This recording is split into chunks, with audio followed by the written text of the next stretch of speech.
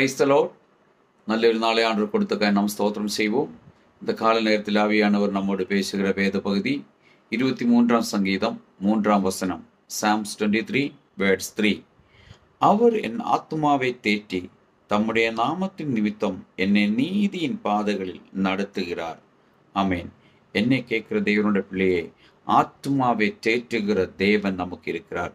நம்முடைய ஆத்துமா நொந்து போய் வேதனைப்பட்ட ஆமேன் பதறி நிற்கும் பொழுது ஆமேன் ஹல்லேலூயா அந்த இடத்திலே நம்மளை தேற்றி வழி நடத்துகிற ஆண்டவர் இருக்கிறார். அவரோடு சேர்ந்து அவருடைய நாமத்தில் அவருடைய சமூகத்தில் காத்திருக்கிறவருக்கு அந்த ஆத்மாவை தேற்றுகிறவர் தேற்றரவாளனாய் நம்மோடு கூட வருவார்.